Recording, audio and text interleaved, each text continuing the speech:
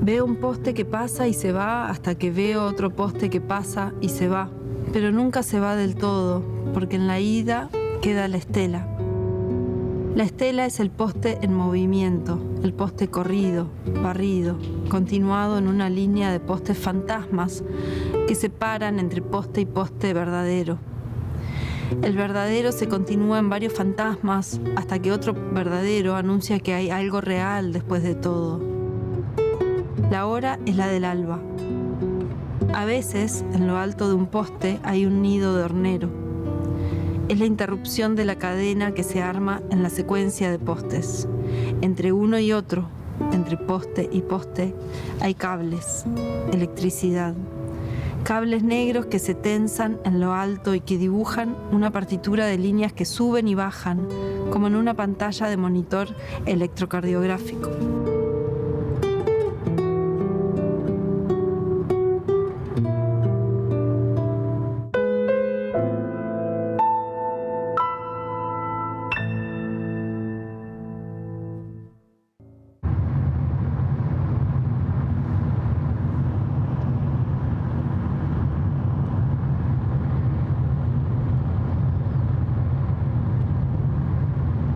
Publiqué 3 libros que se llaman Ahora tendré que matarte, Prontos, listos, ya y Cuántas aventuras nos aguardan.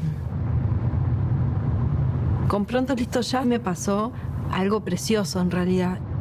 Descubrir que había algo que estaba contando en el libro que tenía que ver con una experiencia que es muy universal, de estar en un auto viajando con tus hermanos a un punto más o menos remoto de vacaciones y estar atravesándolo con disgusto, con tensiones, con peleas, con ilusión, con expectativas, con la necesidad imperiosa de que los adultos que van en el mundo de adelante, que parece como muy distanciado del mundo de atrás, nos presten atención y que accedan a alguno de los juegos. Esa experiencia es una experiencia muy común. Yo la estoy viviendo ahora como madre, ¿no? Cada vez que viajo, cuando vamos a Salto, hay 488 kilómetros entre Montevideo y Salto y debo contestar muchas veces cuánto falta para llegar.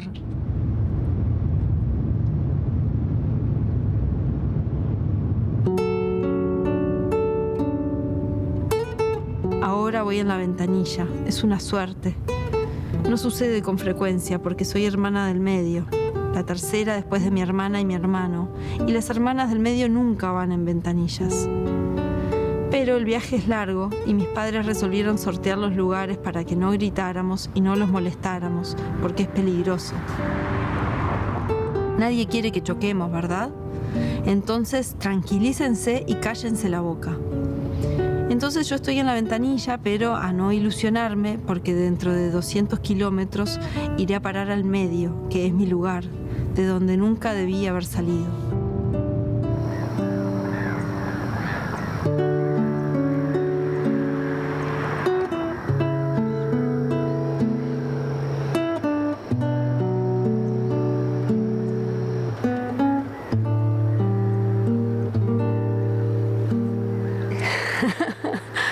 Salto, siento como si fuera una composición escolar, una redacción que se llama Salto, puntos suspensivos. Para mí Salto es mi lugar de origen y también una especie de un lugar de destino y un lugar de arraigo incondicional. Ya viví más años en Montevideo de los que viví en Salto. Yo me fui con 17 años y sin embargo me siento indeclinablemente, irreversiblemente salteña. Cierta fe religiosa que yo tengo asociada a la adolescencia nació acá. Más abajo, en Salto Chico, cuando el río está abajo, salen las piedras a la luz y se generan unas cascadas de agua que es muy cristalina, y esto es raro y es como una especie de revancha de la naturaleza. Cuando se hizo la represa, la gente decía que nunca más se iba a ver el río como tan claro como era. Y en esas cascadas nadan las mojarritas contra la corriente, suben.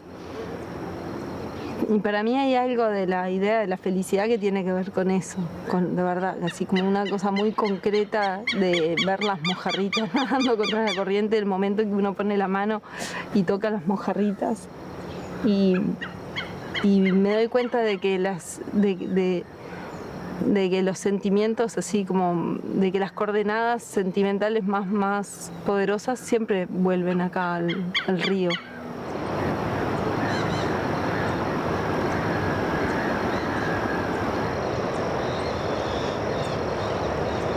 Había en Salto grandes plumas. Estoy pensando en Horacio Quiroga, Amarosa Di Giorgio, Enrique Amorim.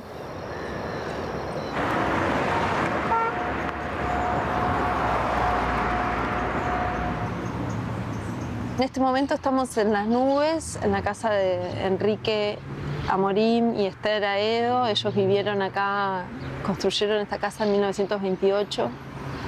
Y durante la década de los 30 y sobre todo en los 40, esta casa fue como una especie de centro neurálgico de la vida cultural de Salto, y proyectó a Salto o la unió a un universo cosmopolita de otros artistas que venían acá y que se quedaban acá.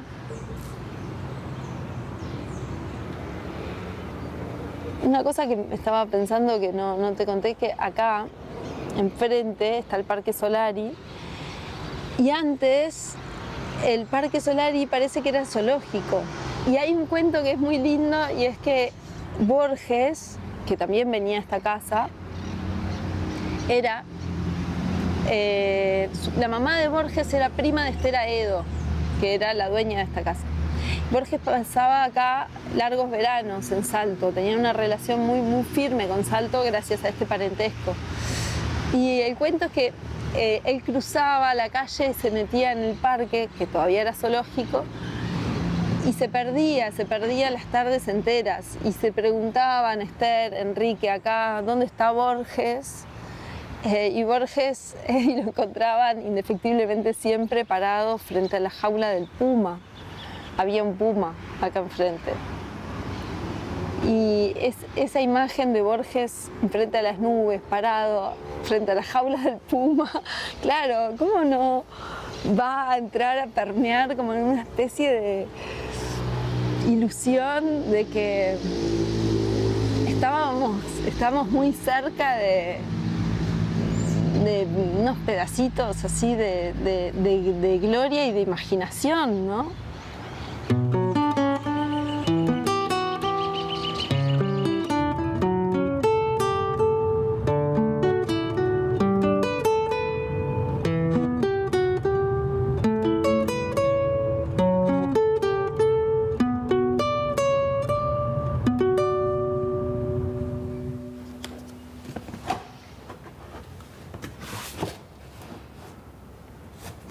Esta biblioteca no estaba acá, este era el cuarto de mi hermano. Entonces mi memoria de los libros está situada en una habitación que ahora no tiene una biblioteca. Y era una habitación atiborrada de libros, ahora están organizados en 4 bibliotecas. Tengo el recuerdo de uno de esos libros forrado con papel de obra, pero no era de obra, era en color fucsia, y era un libro de Cristina Peri Rossi, que ahora tengo en mi casa en Montevideo, que se llama Solitario de Amor, que es un libro muy erótico y en mi casa estaba así accesible porque no estaban tan organizado, tan separada la biblioteca infantil y juvenil de los libros adultos, y si alcanzabas arriba podías leer cualquier cosa. Ese estaba un poco arriba.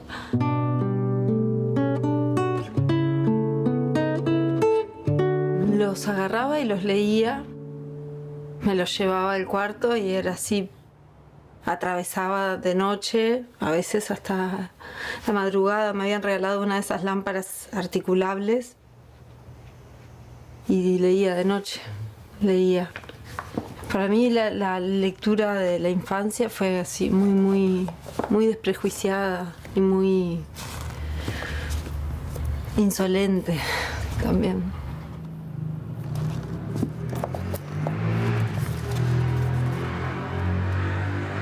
Me acuerdo de Juan Cristóbal, que era un libro que a mi abuela le gustaba mucho.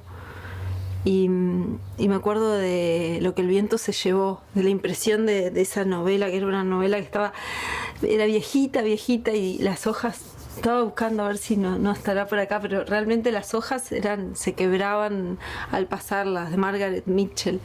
Y la impresión que me dio ver la película. Y era todo lo que podía haber imaginado, pero todavía mucho más. Esa película, ese clásico y esa relación, Scarlett O'Hara, Red Butler, los ojos verdes de ella, el vestido de tafetán verde.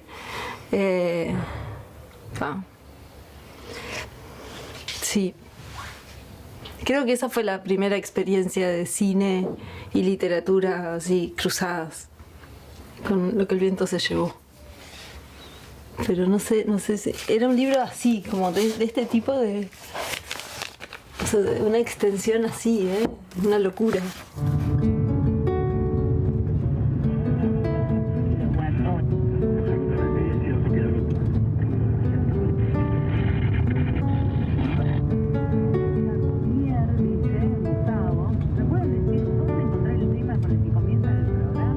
Yo entré a la escuela con 5 años y después entré a la universidad con 17.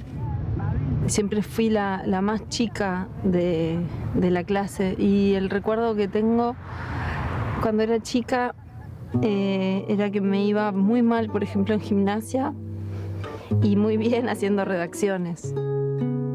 Me llevó a pensar que en realidad poseía algunos secretos del éxito. Uno de los secretos era usar muchos adjetivos, cosa que ahora, visto a la distancia, parece un secreto un poco dudoso, ¿no? Un secreto de dudoso gusto, pero bueno, rendía mucho cuando era chica.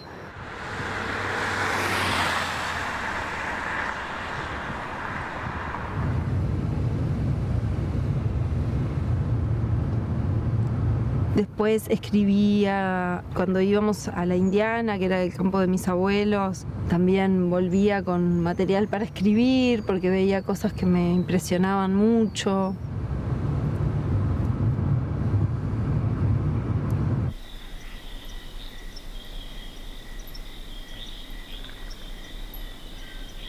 Había un universo totalmente nuevo, había un manantial, por ejemplo. Había caballos, estaba Bertolina, que era un andante. Tengo el recuerdo muy vívido de Bertolina matando un lagarto. Todos los primos, todos escandalizados, corriendo porque había un lagarto y ella con un golpe así seco. Y bueno, y entonces ahí empecé a escribir también sobre personajes que andaban ahí en ese ámbito, en ese mundo. Y después en algún momento dejé por completo de escribir. Más o menos a los 16 ya no escribí por varios años. Volví a hacerlo cuando empecé el taller del hebrero.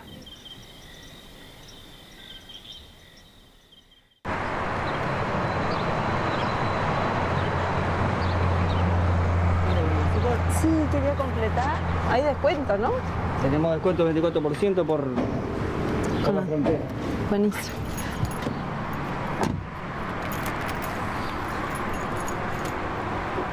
En la adolescencia, en Salto, en mi grupo de amigas, había una conciencia muy clara de que en algún momento íbamos a venir. En aquel entonces en Salto no había tantas carreras universitarias.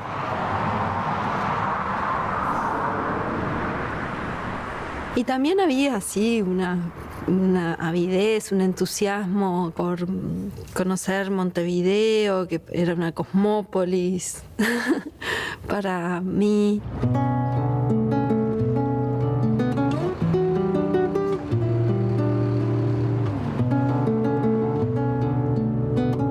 Habían llegado a más testimonios de lo que era vivir en Montevideo, tanto por mis hermanos como por las más grandes que venían una vez por mes. A veces nos encontrábamos en la Costanera un domingo o en la discoteca y nos contaban lo que pasaba acá, lo que se hacía acá.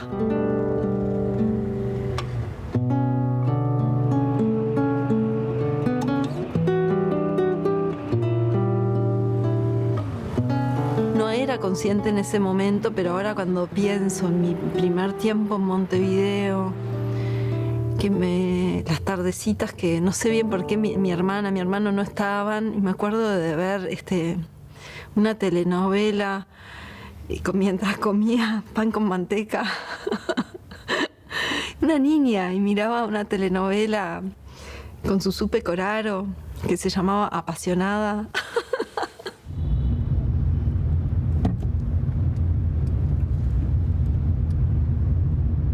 Había pensado que podía ser periodista cuando vine a estudiar a Montevideo y me había anotado en esta carrera de Ciencias de la Comunicación pensando que iba a ser periodista y en el momento de decidir me fui para... En ese momento se llamaba Ficción y Entretenimientos. Después se llamó Narración Creativa. Ya había terminado la facultad, empecé a buscar trabajo y me quedé como colaboradora, entre otras changas que tenía, del Observador, el diario El Observador, que tenía un suplemento cultural que se llamaba Culturas, y propuse entrevistar al Lebrero, y esa fue mi primera entrevista. Y esto sucedió así porque yo estaba leyendo muy fascinada al Lebrero. Había leído La Ciudad, había leído El Lugar. Lebrero me contestó que sí, me citó en su casa. Él vivía en ese momento en el Cordón, sobre 18 de julio, con Alicia, su esposa en aquel entonces, y Juan Ignacio, el hijo de Alicia.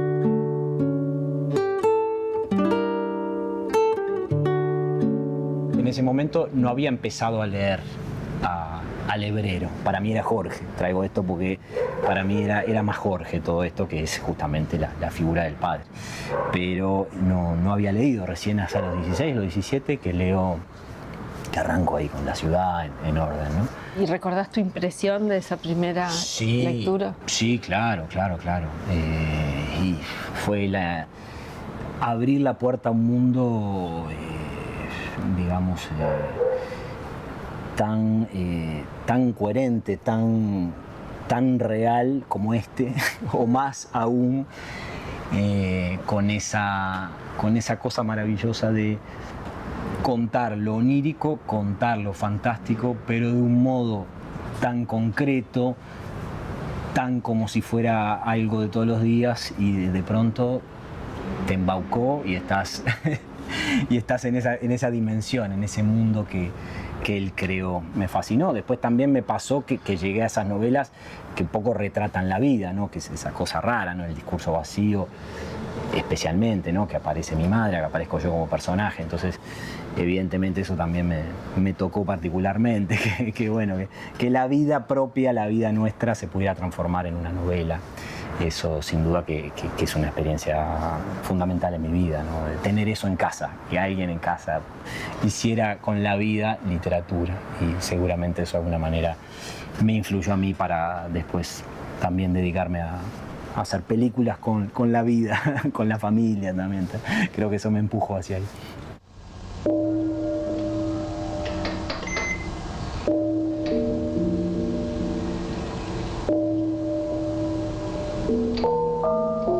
Es un agitarse de cenizas y de puchos en la estufa del comedor. Entonces conviene irse o encerrarse en el dormitorio o en último caso quedarse allí, apretado en un rincón, la cabeza entre las rodillas y las manos cubriendo la cabeza. La tierra, los papeles, algún objeto comienzan a girar lentamente como hojarasca en el centro de la habitación. Hay un descenso brusco de temperatura y el viento sopla cada vez más fuerte y todo se va arremolinando, todo hacia el centro, y los muebles son arrastrados y las paredes tiemblan y se precipita la caída del revoque y la tierra nos ahoga y nos irrita los ojos y tenemos sed. Quien no se previene es atrapado y gira, sale a veces despedido contra alguna pared con violencia y rebota y vuelve nuevamente al centro, y así hasta morir y hasta después de muerto. Cuando vuelve la calma, salgo del rincón y me paseo por entre los escombros, los floreros rotos, los muebles dados vuelta. Todo está hermosamente fuera de sitio. El comedor queda como cansado, como si hubiera vomitado. Se respira, parece, más libremente.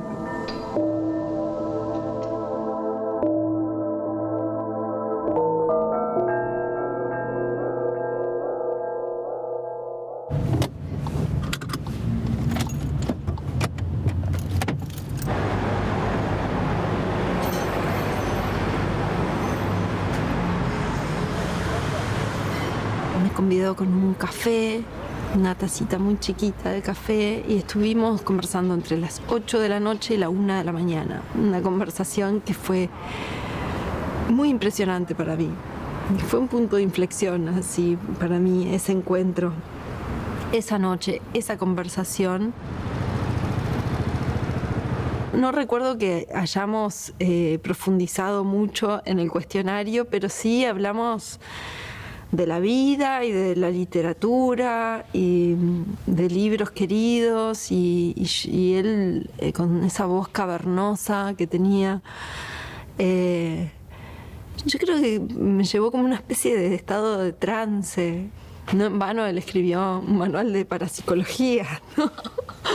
Yo quedé muy, muy conmovida con ese encuentro, de donde me fui con algunas misiones. Después con el tiempo me enteré de que eran como misiones que eran bastante habituales para los interlocutores del librero. Una era renunciar a mi trabajo. Él me llamó a que renunciara a mi trabajo. Otra era empezar terapia. Y la tercera era escribir. Empecé terapia, volví a escribir y no renuncié al trabajo, no podía. Hola.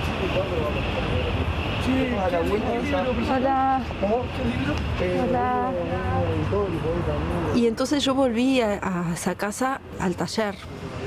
Unas semanas después volví al taller con Isabel, con mi hermana mayor.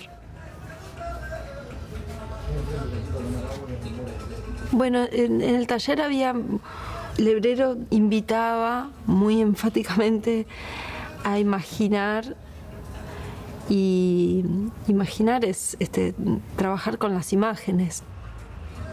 Tenía una especie de radar encendido que se activaba cuando él detectaba el predominio de lo que él llamaba la ideología por encima del reino de las imágenes, ¿no? Él invitaba a hacer como una especie de acercamiento más próximo, más palmo a palmo con el material, ¿no? Y no a necesariamente pararnos con distancia a opinar sobre lo que estábamos atravesando, viendo o viviendo. La opinión distanciaba, desangelaba, y eso emitía un sistema de coordenadas ideológicas que él nos pedía que mantuviéramos un poco más lejos. Me parece que para tener una una relación más espiritual, más cercana y menos contaminada por los juicios.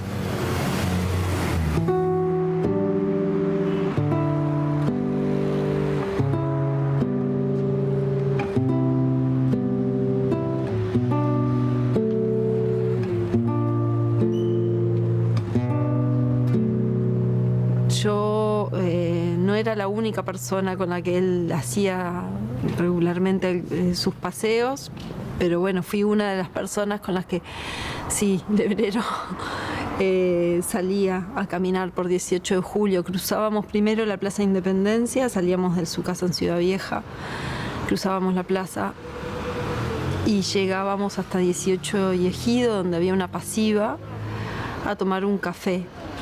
Conversando, todo el tiempo conversando. Había una parada, un par de paradas más o menos obligatorias. La parada en la Feria del Libro, una librería que tiene una parte que da a la calle, que es como una especie de corredor con libros usados, y él sacaba un papelito muy arrugado donde tenía anotados los títulos que le faltaban de tal o cual colección, de serie negra, siempre con Rex Stout o por supuesto Raymond Chandler entre los títulos. Y él, se compraba algún librito, y era como su cosecha de ese paseo. Después tomábamos el café, conversábamos de la vida, yo le contaba de mis cuitas, muchas veces sentimentales, él opinaba. Después volvíamos caminando, lo acompañaba hasta la puerta de su casa y nos despedíamos.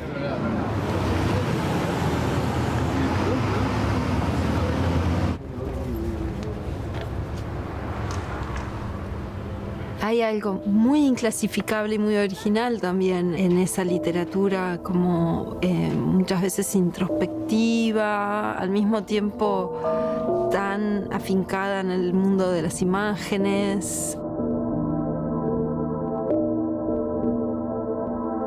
Podemos imaginar mucho al leer a Lebrero, podemos seguir mucho sus trayectos, los trayectos de esos personajes erráticos, deambulando en laberintos y teniendo conversaciones más o menos estrambóticas con otros personajes igualmente estrambóticos. Eso por un lado. Por otro lado, aparece, siempre siento como una especie de péndulo entre las acciones cotidianas y la fuerza arraigada de una espiritualidad muy vigorosa.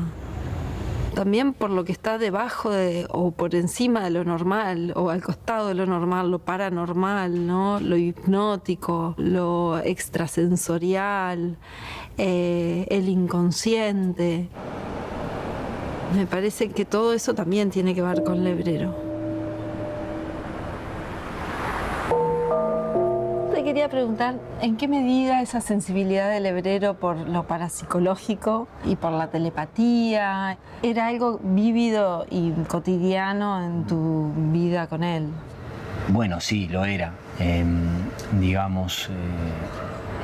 Era natural que él dijera, por ejemplo, que hay cosas que las cuentan, la novela luminosa, me parece como, ayer vi el fantasma del perro, como el fantasma del perro. Sí, apareció, vino, y el perro que había muerto de Colonia, digamos, que era la época de Colonia. O contar naturalmente que una amiga que también había fallecido, le había aparecido mientras estaba en la computadora en la madrugada y le había venido y habían tenido un diálogo sin palabras, pero que la había sentido. Sí, estas experiencias, digamos, parapsicológicas o metafísicas o de lo inexplicable, formaban parte natural, digamos, de su discurso, y en algunas de estas, como la de la hipnosis, yo participé. Y por supuesto que la prédica, prédica de Jorge, también hizo mella en que, por ejemplo, los sueños para mí, tener siempre muy presente lo onírico y confiar en lo que nos está diciendo, obviamente eso también es parte de esa formación. Jorge le encontraba una dimensión oculta a todo. Es famosa esto que él hablaba de las novelas policiales, que él decía que su adicción a las novelas policiales en realidad tenía que ver con, parece que hay un hongo alucinógeno en las novelas de viejo, en los libros de viejo, cuando el papel se vuelve amarillento, como que ahí crece un hongo y que bueno, que generas no solo una adicción a las tramas, a esas tramas de novelas policiales, de las novelas rastros, que se leían rápido, sino que habría una explicación también de una sustancia.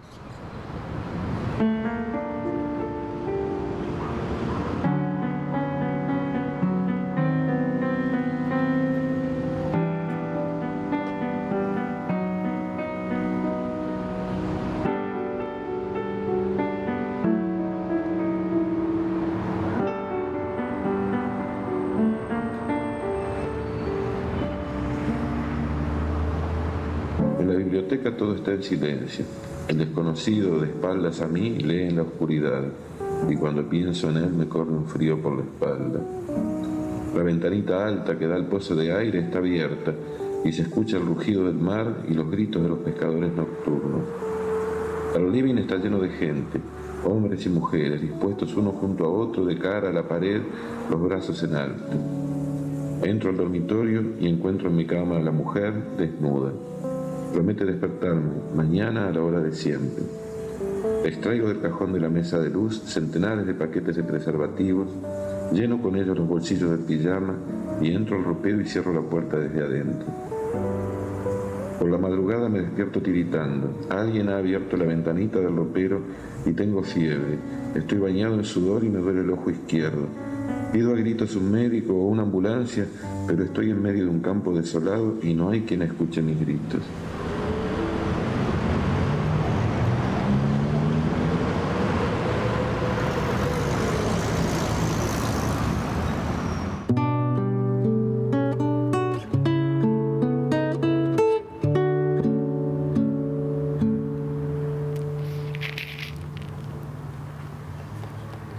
Soy medio fetichista. Me gusta comprar libros, me gusta que los libros estén cerca. Me llevé ahora una biblioteca que estaba ahí donde está el piano, me la llevé a mi cuarto y me hace sentir acompañada también, la presencia de los libros en las paredes, cerca. El olor de los libros, me gusta la textura de las hojas. No me importa si las hojas están ajadas, ni si se trata de libros viejos.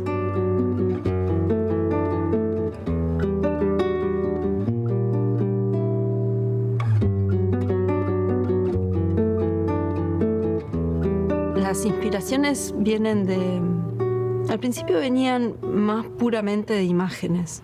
Ahora eso se ha abierto un poco.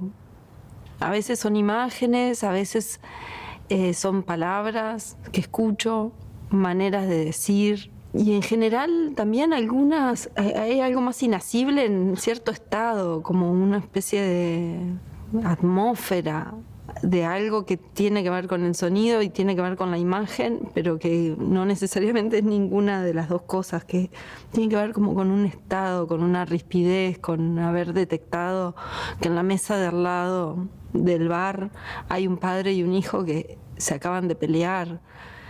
Ese estado genera algo. Depende mucho de una disponibilidad, de una sensibilidad despierta y una mirada atenta.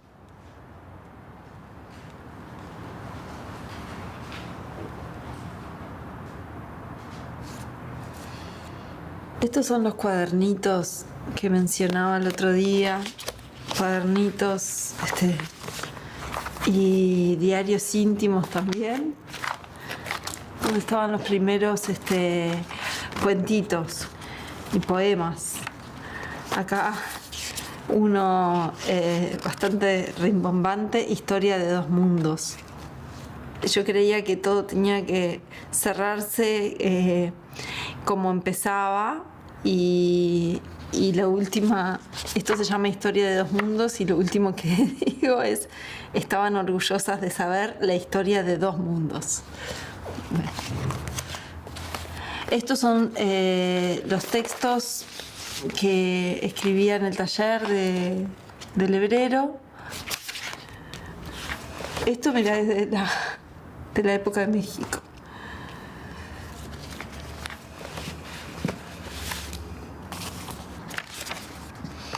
Yo me fui a vivir a México, estuve más o menos unos 9, 10 meses, una cosa así. Me había ido con Arauco Hernández, habíamos ido por un intercambio de la facultad y habíamos asistido a una escuela que se llamaba Centro de Arte Audiovisual, que para mí fue muy, muy importante. Serían 8 millones por de nuevos pesos en caso de que todos paguemos la cantidad de 104. Y estaríamos filmando con mi cámara. Claro, era tu cámara, definitivamente. Y esto porque yo estaba yendo a esa escuela de arte audiovisual y hacíamos mucho, sobre todo videoarte. Y tenías que tener tu cámara para yo necesitaba trabajar. mi cámara. Sí. La compré en el mercado San Juan de Dios, que era un mercado en Guadalajara donde se podía comprar polvos para ahuyentar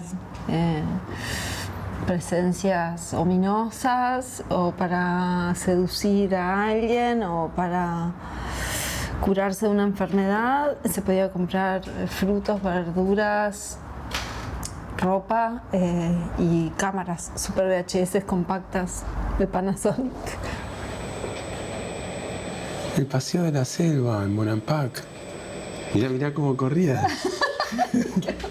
Mirá, ¿viste cómo hiciste como un caballo así? Qué bueno esto. El otro día vos no te acordabas que yo te dije que vos ahí en México habías aprendido en la escuela de video que ibas como a los ejercicios de edición en cámara, componer a tiempo real, ¿no? Como que la edición era, digamos, para ricos del audiovisual. Bueno, ahora lo mejor. No, espera. Y ahora lo mejor.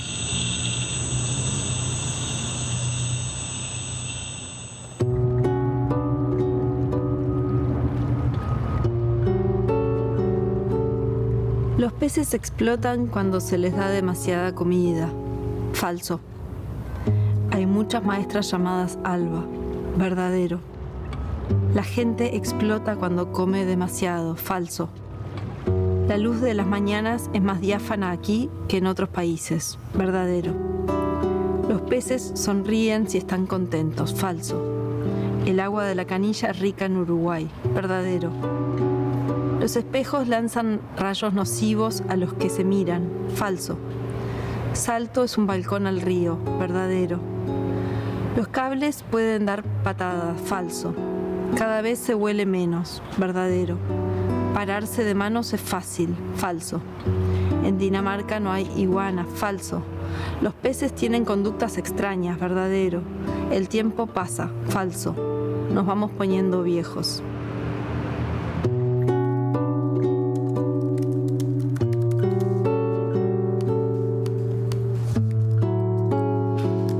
He escrito también guiones. En general los coescribí. Es un trabajo en equipo. Y escribí los guiones de Una novia errante, de Mi amiga del parque. Esas son 2 películas de Anna Katz. Coescribí el guión de La vida útil, de Federico Beiroj, y ahí somos 4 co-guionistas. Escribí también el guión de La vida invisible, que es una película de Karim Ainús, y ahí me sumé al equipo con Murilo Hauser, que es un guionista brasileño. chateada. Tá chateada com a sua irmã, que fugiu, o marinheiro, né? Minha irmã não fugiu. Ela foi viajar. Ah, é? E volta quando? La verdad siento que es un oficio que se transita muy bien en equipo al trabajo del guionista.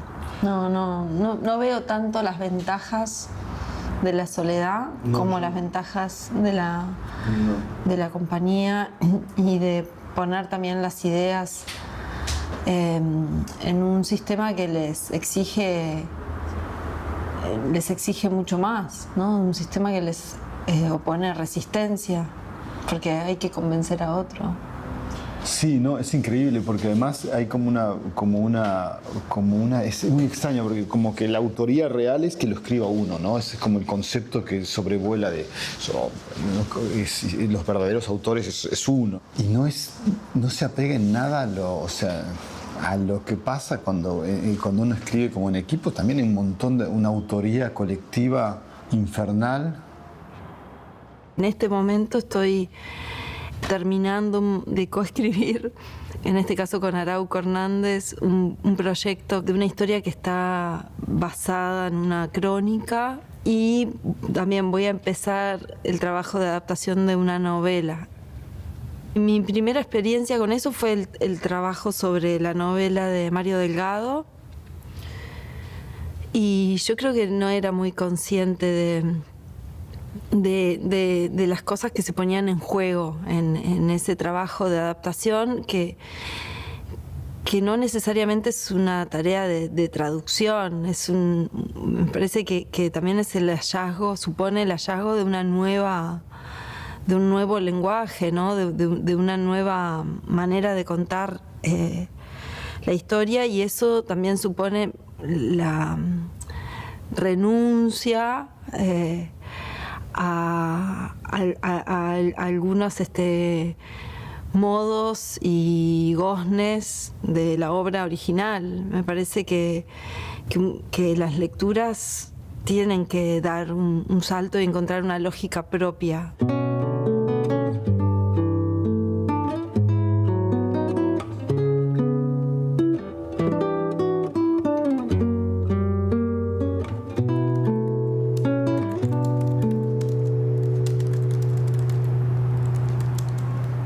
Trabajo como guionista. En el campo de la literatura yo escribo de una manera mucho más ciega, mucho más errática, llena de sinuosidades y de extravíos y no pasan semanas sin que escriba, pero no necesariamente tengo como una disciplina, una rutina con un horario establecido. Necesito mucho que esté ligada la escritura también al deseo, como algo más que es menos asociado al deber, al mandato, porque bueno, estoy llena de deberes y mandatos y me gusta que la literatura navegue por otras aguas mucho más caprichosas.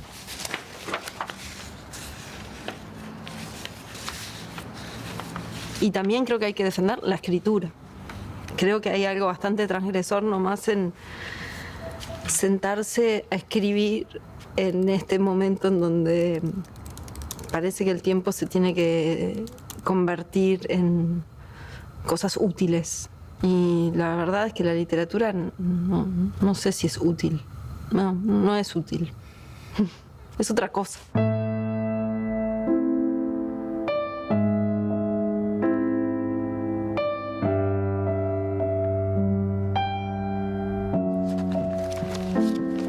Si las paredes hablaran, no dirían nada.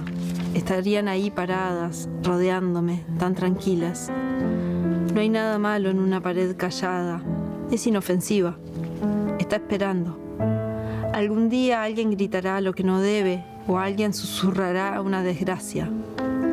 Ese día la pared habrá escuchado demasiado. Ahora tendré que matarte, le diré. Y con mis uñas arrancaré las costras, la cal, la blancura. O quizá no, quizá le ofrezca yo el perdón. La pared estará perdonada. No es su culpa conocer los secretos que uno le regala. Hay que hacerse cargo. Las paredes permanecen. Pasa el tiempo y permanecen. A veces se tiznan. Dejan huellas marcadas en la superficie. El cuadro ya se ha ido. La pecera ha sido retirada. Lo que queda entonces es la cicatriz o el vestigio de lo que antes fue presente. Para que vean lo que se siente cuando algo que estaba se retira. Para que vean que no todo fue como hoy parece. Las paredes de mi casa se reconocerán como sabias cuando yo me muera. Recién ahí estarán prontas para lanzarse a la vida. Tendrán una muerte en su haber. Eso es la experiencia.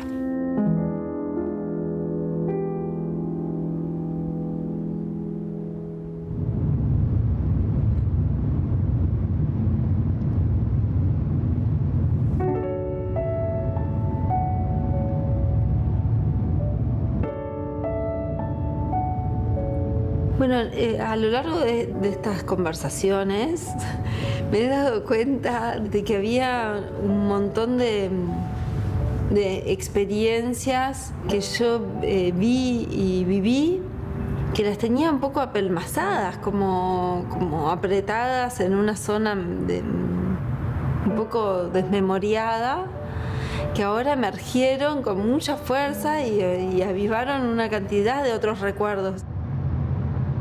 No es larga, ciertamente, la vida, y todo el mundo dice, es tan corta, tan rápida la vida, pero es muy ancha, ¿no? Da lugar a muchas experiencias. Creo que esto de que la vida es ancha, en la transferencia a lo literario, es una gran oportunidad a la vida a impregnarse de más vida.